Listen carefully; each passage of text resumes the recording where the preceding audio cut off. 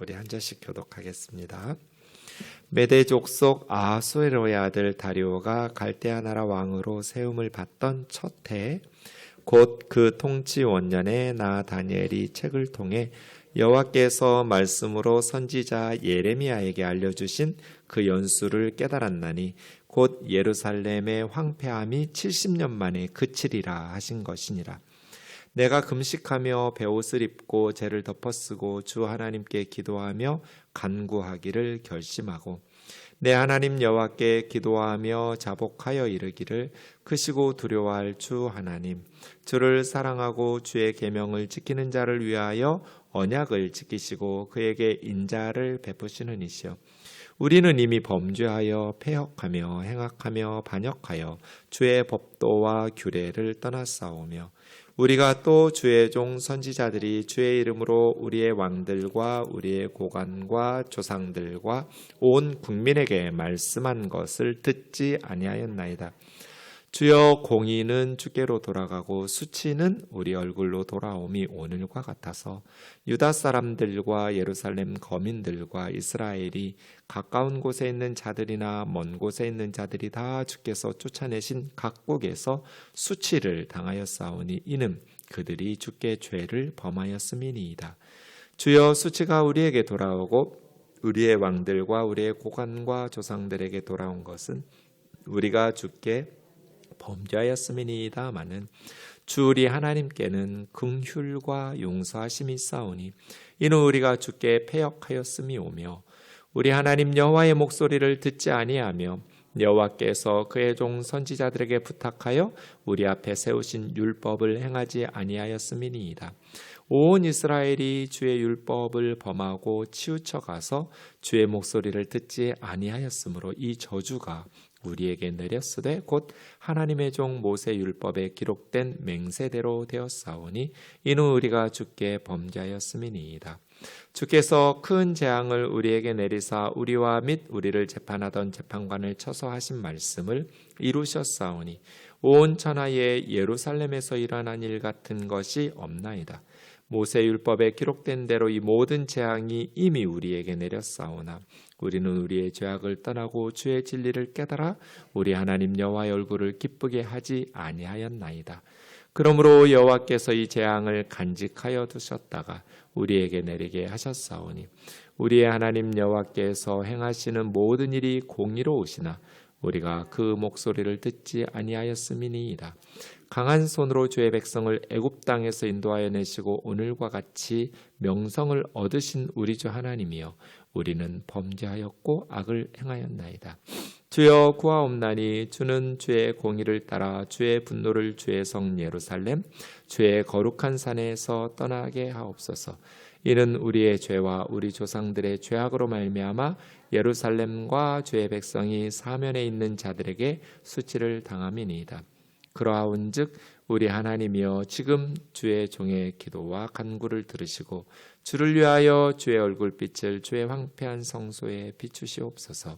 나의 하나님이여, 귀를 기울여 들으시며 눈을 떠서 우리의 황폐한 상황과 주의 이름으로 일컫는 성을 보옵소서. 우리가 주 앞에 간구하옵는 것은 우리의 공의를 의지하여 하는 것이 아니요 주의 큰 긍휼을 의지하여 함이니이다. 같이요. 주여 들으소서, 주여 용서하소서, 주여 귀를 기울이시고 행하소서. 지체하지 마옵소서. 나의 하나님이여, 주 자신을 위하여 하시옵소서. 이는 주의 성과 주의 백성이 주의 이름으로 일컫는 바 됨이니이다. 아멘. 우선 오늘 본문의 배경이 되는 역사적 상황을 좀 보겠습니다.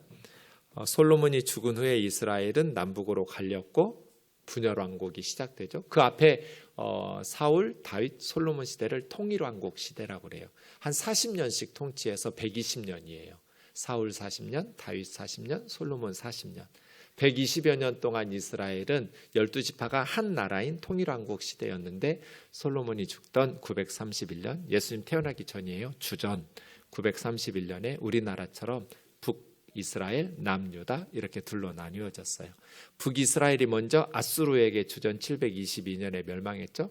분열된 지 한 200여 년 만에 북이스라엘이 아수르에게 멸망하고 그 후에 140여 년 후에 남쪽 유다도 바벨론 느부갓네살 왕에게 멸망했어요. 주전 586년에. 그 바벨론은 이스라엘 백성들을 3번에 걸쳐서 포로로 끌고 갔어요. 첫 번째 주전 605년에 끌려간 사람이 다니엘과 세 친구와 같은 왕족과 귀족들, 전쟁에 능한 또 전쟁에 참여할 수 있는 젊은이들, 기술자들 다 잡아가죠. 두 번째 에스겔 잡아가던 주전 597년이었고요. 마지막 세 번째는 완전히 나라가 멸망하던 586년에 이렇게 느부갓네살 왕은 3번에 걸쳐서 이스라엘의 젊은이들 또 유능한 사람들을 포로로 잡아갑니다. 그렇게 나라가 멸망했는데 바벨론은 70년간 유지된 나라라고 했죠. 그리고 나서 바벨론을 바사 제국이 70년 만에 그 오리엔트 지역을 통일했던 제국이 멸망한다라는 건 굉장히 빠른 거예요. 보통 한 제국이 건설되면 몇백 년은 가거든요. 200~300년은 최소한 가는데 바벨론은 70년 만에 굉장히 불꽃처럼 그냥 확 타올랐다가 확 금방 멸망해버린 그런 나라입니다. 바사 제국, 페르시아에 의해서. 근데 바사 제국은 메대와 연합국이었죠. 메대 바사. 그리고 그 페르시아 바사 제국은 헬라 알렉산더에게, 그리스에게 멸망했고, 헬라 제국은 로마에게 멸망해서 로마 제국이 이스라엘을 통치하게 된 때가 주전 64년부터예요. 그래서 바바헬로 이렇게 순서대로 외우라고 했죠. 아수르, 바벨론, 바사, 헬라, 로마. 이 5개 나라가 구약에 또 예수님 시대까지 복음서 신약 성경까지 세계를 지배하고 있었던 제국들입니다. 오늘 본문은 지금 바벨론이 멸망해서 바사 제국이에요. 메대 바사 제국이 들어선 원년이라고 그랬어요. 1절 보시면 메대 족속 아하수에로 아들 다리오. 이제 문맥상 보면 이 다리오는 고레스와 같이 동역한 메대의 왕이거나 고레스의 다른 이름으로 말하는 학자들도 있습니다. 어쨌든 메대 족속, 바사 족속, 메대 바사 연합국이 바벨론을 멸망시킨 첫 해, 그러니까 주전 539년이에요. 바벨론이 완전히 멸망하고 바사 제국, 메대 바사 제국이 세워지던 원년 첫 해에, 그러면 이제 뭐예요? 바벨론 제국 70년이 끝난 거예요. 다니엘은 한 10대 중반쯤 포로로 끌려왔을 것 같은데 70년 지났으니까 80대 초중반 넘어서고 있을 굉장히 연로한, 당시 한 40~50살 정도가 평균 수명인데 다니엘은 80 넘어 살았으니까 남들보다 배 정도 산 거죠. 굉장히 장수한, 그 시대로 보면 그러한 사람이 다니엘입니다. 2절 보시면 통치 원년에 다니엘이 책을 통하여 성경 읽다가 하나님의 말씀으로 선지자 예레미야에게 알려주신 연수를 깨달았어요. 뭐냐면 예루살렘의 황폐함이 70년 만에 그치리라 하는 예레미야의 말씀을 다니엘이 깨달은 거예요. 그럼 뭐예요? 자기가 지금 끌려온 지 70년 지났잖아요. 1차 포로로 잡아온 것으로 주전 605년부터 시작하면 지금 딱 70년 지났어요. 나라가 완전히 멸망한 586년부터 계산하면 몇 년 남았겠지만 어쨌든 70년이 거의 다 돼가고 있어요. 아니면 70년이 이미 되었거나. 네, 뭐 봤냐면 예레미야 25장 본 거예요. 다니엘은. 예레미야 25장 11절 12절 우리 좀 같이 읽겠습니다. 시작. 이 모든 땅이 폐허가 되어 놀랄 일이 될 것이며 이 민족들은 70년 동안 바벨론의 왕을 섬기리라. 여호와의 말씀이니라. 70년이 끝나면 내가 바벨론 왕과 그 나라와 갈대아인의 땅을 그 죄악으로 말미암아 벌하여 영원히 폐허가 되게 하되. 그러니까 바벨론 느부갓네살 왕을 통해서 모든 나라들이, 모든 땅이 폐허가 되는 거예요. 바벨론은 이스라엘만 정복한 거 아니에요. 주변 모든 나라들을 다 정복하면서 폐허가 되게 만들었어요. 그래서 이 모든 땅이 폐허가 되어 놀랄 일이 될 것이며 이 민족들이 70년 동안 바벨론 왕을 섬기다가 70년이 끝나면 하나님께서 이제 바벨론 왕과 바벨론의 나라와 갈대아, 바벨론 사람들이 사는 지금 이라크 지역이에요. 그 지역을 벌하고 그 땅을 하나님께서 폐허가 되게 하신다는 거예요. 그런 바벨론에 의해서 압제당하고 있던 이스라엘 백성들은 예루살렘으로 돌아와서 회복되는 것이죠. 이걸 읽은 거예요. 다니엘이. 예레미야를 통해서 70년이 차면 이제 예루살렘의 황폐함이 그칠 것이다. 회복될 것이다. 왜? 사람이 죄를 짓고 감옥에 가면 그 정한 판사가 내린 기간이 끝나면 석방돼서 감옥에서 나오잖아요. 이스라엘 백성들이 하나님 앞에서 범죄했어요. 그래서 바벨론 느부갓네살 군대를 통해서 이스라엘이 패망하고 나라가 망했어요. 성전은 불타고 왕궁도 불타고 많은 사람들이 죽임을 당하고 포로로 끌려가고, 그렇게 해서 마치 감옥에 죄수가 죄값을 치르느라고 수용 생활하는 것처럼 그 기간으로 하나님께서 정하신 기간이 70년이라고요. 근데 이제 다니엘이 70년이 끝나가요. 그걸 예레미야의 성경을 읽다가 깨달았다는 거예요. 이스라엘 백성들이 조상들의 땅 조국으로 돌아갈 날이 얼마 남지 않았네요. 그럼 이제 다니엘은 뭐 해야 될까요? 여러분 같으면 뭐 할 것 같으세요? 성경 읽다가 예레미야 25장 11절 12절 말씀을 듣고 하나님이 70년 동안 징계하신다, 벌 받는다. 근데 70년이 다 돼가요 지금. 그러면 뭐 해야 되냐고요? 하나님의 백성들은 뭐 할 것 같으세요? 뭐예요? 목사님 기다리면 되지. 하나님이 70년 만에 예루살렘이 회복된다고 말씀하셨으면 하나님이 약속하셨으니 그대로 성취되겠죠. 뭘 해야 될 게 있어요? 하나님이 하실 건데? 그렇게 생각하면 안 돼요. 네. 3절 같이 읽겠습니다. 시작. 내가 금식하며 베옷을 입고 재를 덮어쓰고 주 하나님께 기도하며 간구하기를 결심하고. 다니엘은 뭐 했어요? 70년이 다 돼가네? 이제 이스라엘이 회복되겠구나. 우리가 하나님 앞에 우상 숭배하고 범죄한 죄악의 징계 시간, 형벌 받는 시간이 끝났어. 그러면 이제 하나님께서 우리 이스라엘을, 예루살렘을 회복시킬 거야.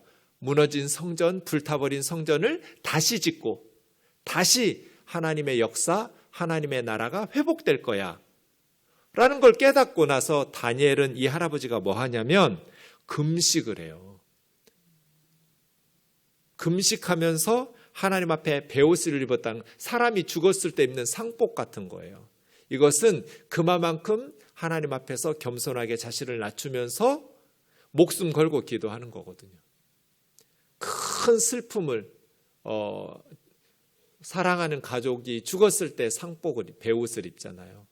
그렇게 하나님 앞에서 큰 슬픔과 겸손함을 가지고 그냥 고운 옷, 부드러운 옷 벗어버리고 거친 삼베옷을 입고 재를 덮어쓰고 회개하면서 재를 뿌리면서 재 위에 앉아가지고 하나님 앞에서 기도하기를 시작하는 거예요.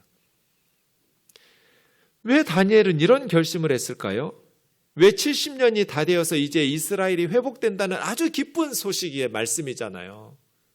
70년이 다 돼갔어요. 이제 감옥에서 나온단 말이에요. 그 기쁜 순간을 앞두고 왜 다니엘은 하나님 앞에 기도하며 간구하기를 결심했을까요? 하나님의 약속의 말씀은 기도에 응답하는 방식으로 성취돼요. 이것을 잊어버리지 좀 말아주세요. 기도가 이렇게 중요해요. 하나님이 말씀하셨으니까 예레미야 선지자를 통해서 뭐 기다리면 되겠지. 그게 아니에요. 하나님이 말씀하신 약속은 반드시 성취되는데 우리 기도에 응답하시는 방식으로 성취돼요. 그래서 기도는 해도 되고 안 해도 되는 게 아니에요. 하나님 다 알아서 해주실 텐데 왜 기도를 하라고 그러지? 하나님 뜻대로, 하나님 말씀하신 대로 하시면 되는데 그게 아니라고요. 하나님은 우리에게 기도하게 하시고 그 기도에 응답하시는 방식으로 하나님의 뜻을 이 땅에서 이루신다는 것을 기억하셔야 돼요. 성경 보세요. 아브라함이 거짓말했어요. 자기 아내 사라를 아내라고 안 하고 여동생이라고 속였어요. 그래서 그랄 왕 아비멜렉이 데려갔어요. 뭐 남편이 없는 여자인 줄 알고. 그런데 하나님께서 꿈에서 그랄 왕 아비멜렉에게 나타나셔가지고 너 죽인다고 협박했어요. 너 내가 죽인다. 그 꿈에 아비멜렉이 얼마나 놀랬겠어요. 그 죽이는 이유가 그 네가 아내로 데려온 여자는 남편 있는 여자라고. 그래서 돌려보내지 않으면 죽일 거라고. 그 꿈속에서 하나님한테 억울하다고 그래요. 아비멜렉이. 그 사람이 자기 여동생이라고 그랬다고 아내라고 안 하고, 아브라함이 사라는 자기 동생이라고 그랬다고. 그리고 그 여자도 자기 오빠라고 그랬다고. 남편이라고 안 하고. 난 정말 그렇게 알고 했는데 이렇게 억울할 수가 있냐. 하나님 의로운 백성도 하나님이 멸하여 죽이시냐.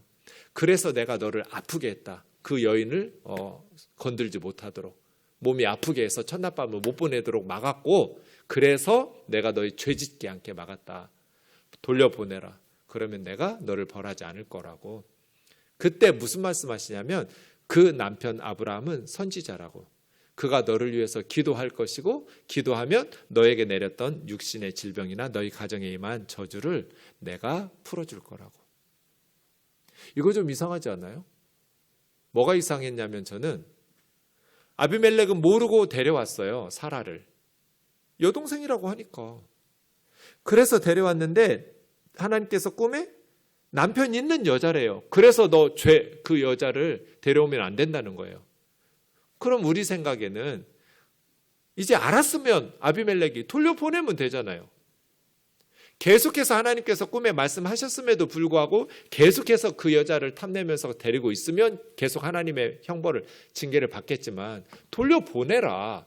돌려보내면 너와 내 집에 내린 형벌이 풀어질 것이고, 모든 질병이 나을 것이고 저주가 풀릴 것이다.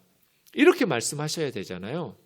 근데 하나님은 그렇게 말씀하시지 않고 그 사람이 기도할 거라고, 너를 위해서, 아브라함이. 그러면 내가 그 기도를 듣고 너를 고칠 거라고. 아비멜렉은 잘못한 게 없어요. 아브라함과 사라가 거짓말한 거예요. 그럼에도 불구하고 세상적으로는 아비멜렉이 훨씬 더 의롭고 더 교양 있고 더 남자다워요. 아브라함은 정말 하나님을 신뢰하지 못하고 믿음이 없어가지고 완전히 거짓말하고 남 속이고 남의 가정을 질병에 들게 하고 고통에 빠뜨린, 축복의 통로가 되라고 그랬더니, 천하 만민에게 복의 근원이 되라고 그랬더니 하나님 신뢰하지 못하고 오히려 하나님 안 믿는 세상 사람들 병들게 만들고 남의 가정 고통스럽게 하는 그러한 상황이 되었잖아요. 그럼에도 불구하고 아브라함이 기도할 것이고 그 기도를 내가 듣고 너희 가정을 고칠 거라고 하나님 이렇게 말씀하세요. 그러니까 사라를 돌려보내면 고쳐주시는 게 맞아요. 모르고 했으니까.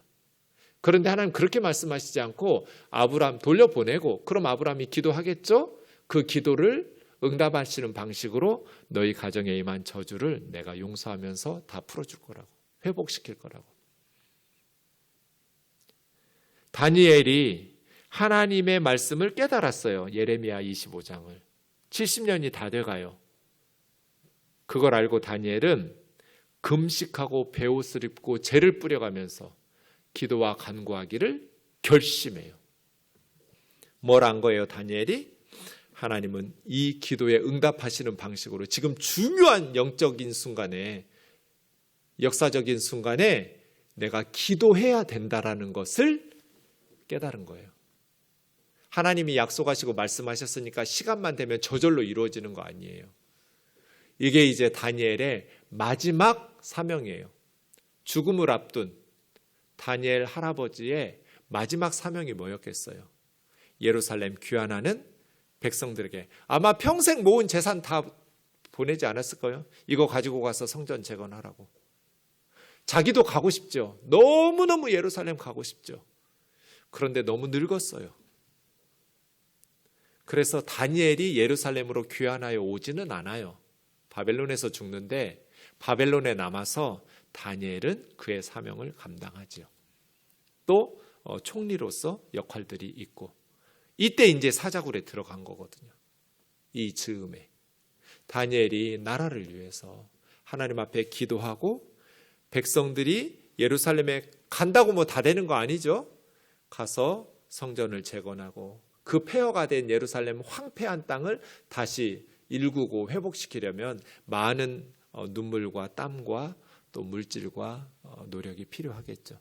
다니엘은 그 일들을 위해서 자신의 마지막 사명들을 다하는 것 같아요. 자, 이제 다니엘이 기도해요. 4절부터 19절까지가 기도 내용이거든요. 여러분 같으면 무슨 기도할 것 같으세요? 70년이 다 돼갔어요. 다니엘이 금식을 시작해요.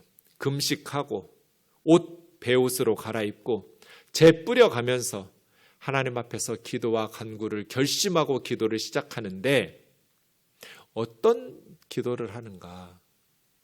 4절이요. 내 하나님 여호와께 기도하며 자복하여 이르기를. 내 하나님이, 내 하나님, 나의 하나님. 기도할 때는 누구에게 하는지가 중요해요. 그래서 내가 지금 누구에게 기도하는지 하나님 이름 한번 부르고 잠깐 멈춰야 돼요. 하나님을 묵상해야 돼요. 그래서 우리가 기도할 때 하나님을 찬송하고 감사하는 기도 먼저 하라고 하잖아요. 기도 내용 구하기 전에. 왜 그걸 시키냐면 내 기도를 들으시는 분이 지금 어떤 분인지를 기억하라는 거거든요.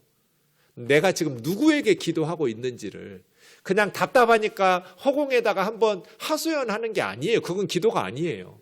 그런 식으로 기도하시면 안 돼요. 정신 바짝 차리고 지금 내가 누구 앞에서 기도하고 있는지, 지금 내 기도를 들으시는 분이 누구신지를 묵상하고 고백하고 찬송하는 거예요. 다니엘은 지금 누구에게 기도하고 있어요? 나의 하나님에게 기도하고 있어요. 나의 하나님. 그리고 크시고 두려워할 주 하나님. 하나님은 정말 크신 분이고 두려워할 분이에요. 사람들은 두려워할 필요가 없어요. 그런데 하나님은 두려워해야 돼요. 왜냐하면 하나님께서 우리의 삶의 주인이시니까. 죽이시고 살리시고 하시는 게 하나님의 손에 달려 있어요. 나라를 망하게 하시고 다시 회복시키는 것도 역사의 주인은 하나님이시기 때문에 하나님의 손에 달려 있어요.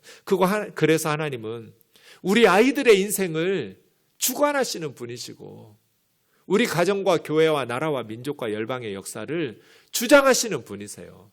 그래서 크신 분이시고 두려워해야 될 분이에요. 하나님을 두려워해야 돼요. 그런데 그 하나님은 어떻게 하나님의 백성들을 다루시냐면 하나님을 사랑하고 하나님의 계명을 지키는 자를 위해서 언약을 지키시고 인자를 헤세드, 멈추지 않는 끝없는 사랑을 베푸시는 분이에요. 이것이 다니엘의 기도를 들으시는 하나님에 대한 다니엘의 고백이에요. 내가 지금 누구에게 기도하는가? 하나님은 크고 두려우신 하나님이신데 하나님은 하나님을 사랑해서 하나님의 계명을 지키는, 하나님을 사랑한다고 말하면서 하나님의 말씀을 지키지 않는 건 앞뒤가 안 맞는 말이에요. 그렇죠? 하나님을 사랑하는 사람은 하나님의 말씀을 지키면서 살려고 노력하죠. 하나님의 계명을 지키는 사람, 나의 계명을 가지고 지키는 자라야 나를 사랑하는 자니, 나를 사랑하는 자는 내 아버지께 사랑을 받을 것이요 나도 그를 사랑하여 그에게 나를 나타내리라. 예수님 말씀이잖아요. 예수님을 사랑하는 자, 누가 예수님을 사랑하는 자? 나의 계명을 가지고 지키는 자라야 나를 사랑하는. 예수님의 계명이 뭐예요? 서로 사랑해라. 내가 너희를 사랑한 것처럼 너희도 서로 사랑해라. 이게 예수님 계명이잖아요. 예수님이 우리에게 주신 계명, 예수님의 말씀은 지키지도 않으면서 나 예수님 사랑한다고 그럼 어떡해요? 나의 계명을 가지고 지키는 자라야 나를 사랑하는 자라. 똑같아요. 하나님은 어떤 하나님인가? 하나님을 사랑하고, 그 하나님 사랑하는 사람은 어떻게 사는가? 하나님의 계명을 지키면서 살아요. 그래서 하나님께서 우리에게 주신 계명대로 원수까지 사랑하고 옆에 있는 사람들 소중히 여기고 사랑하면서 사는 거예요. 주를 사랑하고 계명을 지키는 자는 하나님께서 약속하신 언약을 지키시는 분이시고 그들에게 하나님의 긍휼과 자비와 사랑을 베푸시는 분이에요. 우리의 기도를 들으시는 하나님 어떤 분이세요? 하나님은 하나님의 백성들을 어떤 방식으로 다루시는지, 하나님의 백성을 다루시는 하나님의 원리, 하나님의 계명을 지키는 자, 순종하는 자, 하나님을 사랑하는 자에게 하나님은 사랑을 베푸시고 복을 주셔요. 반대는요, 하나님을 사랑하지 않고 하나님의 계명을 불순종하면서 죄를 범하고 계속해서 악을 행하면서 살아가면 하나님께서 징벌을 내리시겠죠. 그런 하나님이에요. 그런데 이스라엘은 어떻게 했어요? 5절이죠. 우리는 이미 범죄하여 패역하며 행악하며 반역하여. 죄졌다라는 말을 4번이나 그냥 비슷한 단어를 다 갖다 써요. 그런데 다니엘은 참 어려서부터 경건한 사람이잖아요. 하나님 앞에 믿음으로 말씀에 순종하면서 살기 위해서 사자굴까지 들어갔다 나오는 사람이잖아요. 그럼에도 불구하고 우리 조상들이, 저 사람들이 이렇게 하지 않고 자기를 포함시켜요. 우리는, 이것이 다니엘의 기도의 특징 중에 하나예요. 자신을 범죄한 조상들과 함께 한다는 것.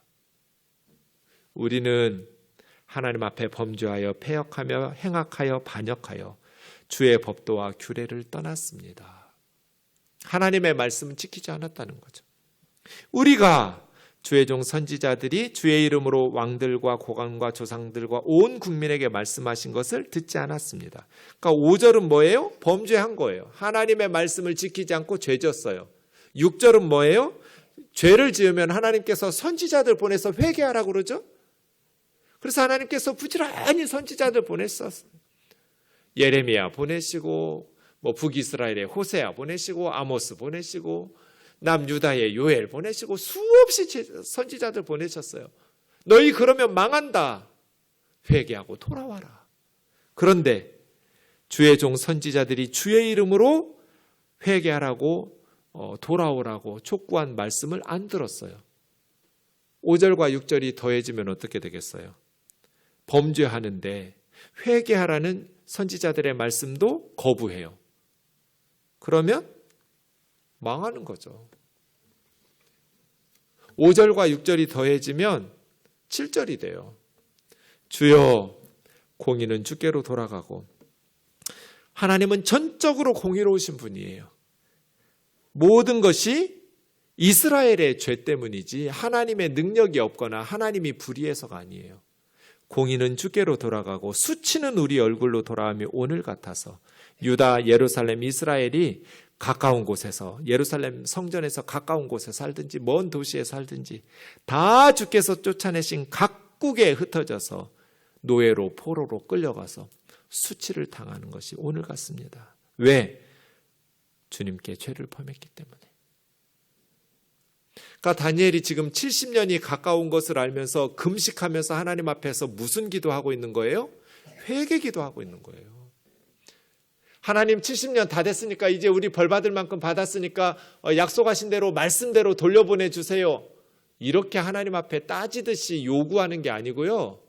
하나님 앞에서 베옷을 입고 죄를 뿌려가면서 회개하고 있는 거예요. 4번 반복해서 계속해서 4절에서 19절까지 회개밖에 없어요. 하나님, 우리 잘못이라고. 자기는 잘못한 것도 없어요. 10몇 살에 끌려왔어요. 자기 아버지, 어머니 세대들이 죄져가지고 나라 망한 거예요. 어찌 보면 억울한 시대에 태어나서 평생 나라 없는 서름을 바벨론에 끌려와가지고 멸시와 모욕당하면서 억울하게, 그래서 실질로 바벨론에 끌려온 후손들은 하나님 앞에 억울하고 너무나 우리는 불공평하다고 원망과 불평도 많이 쏟아냈어요. 근데 다니엘은 그렇게 하지 않아요. 자기 조상들이 그렇게 범죄한 것들을 자기가 범죄한 것처럼 같이 회개해요. 하나님이 공의로우신 분이라고, 우리가 범죄했기 때문이라고. 주여 수치가 우리에게 돌아오고 왕들과 고관과 조상들에게 돌아온 것은 우리가 주님께 범죄했기 때문입니다. 우리가 주님께 범죄했기 때문에 하나님의 심판은 정당합니다.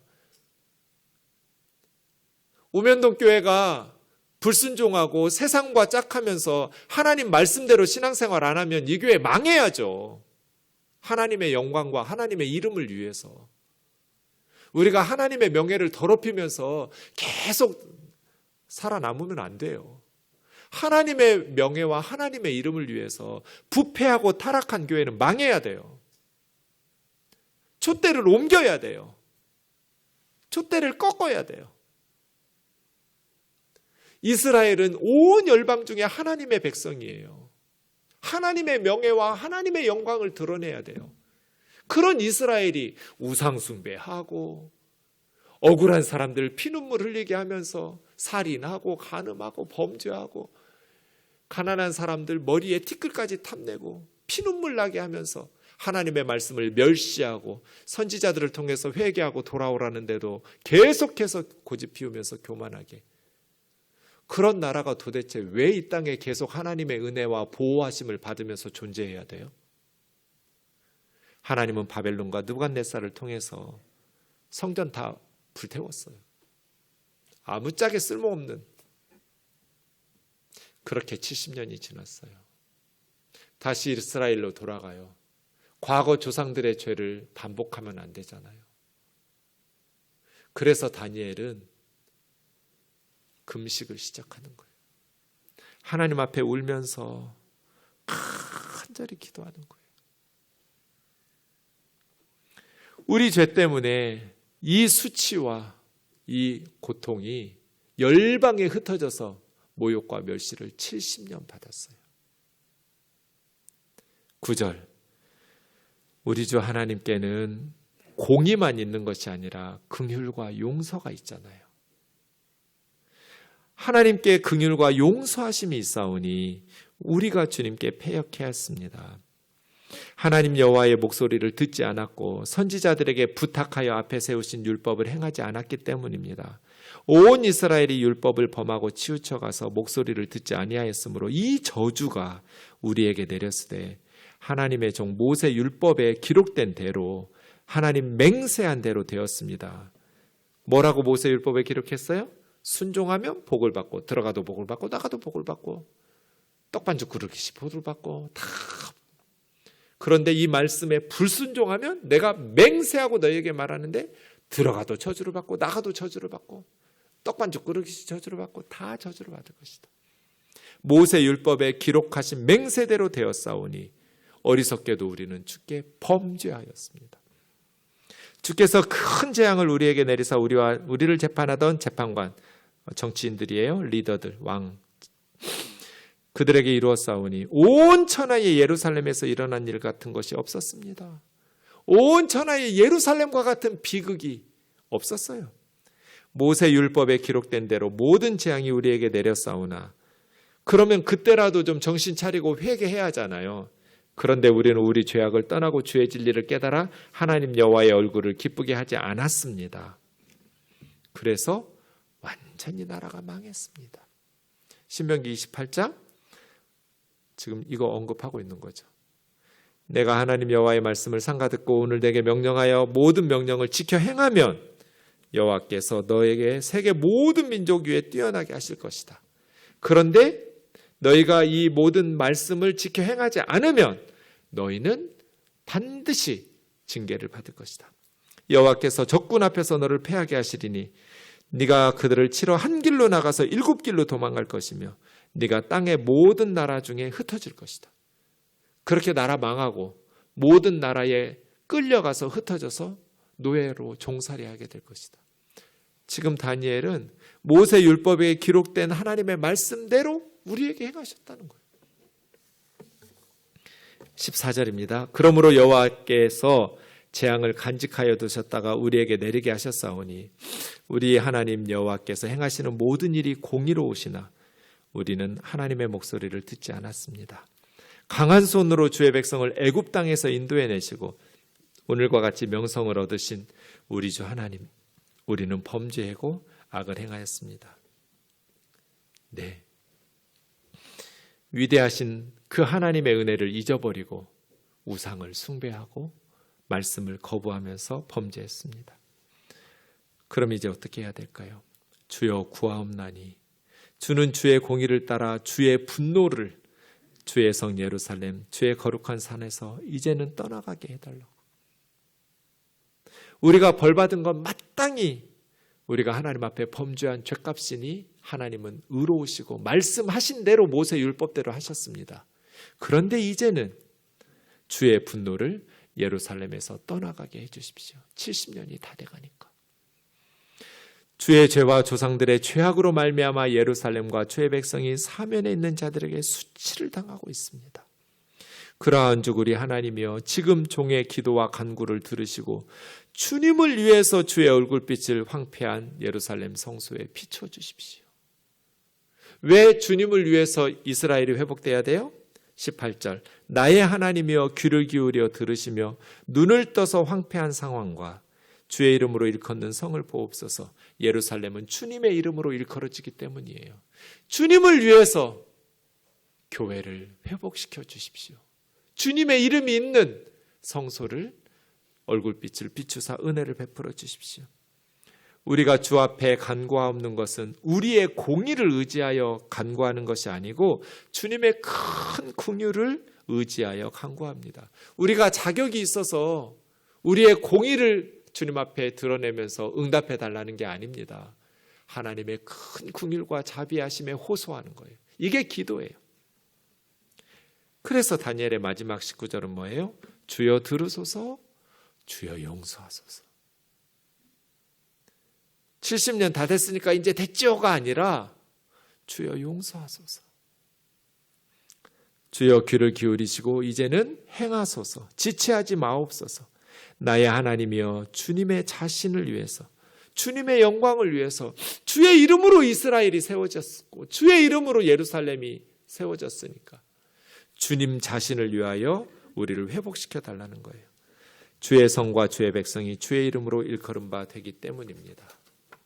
이렇게 기도가 끝납니다.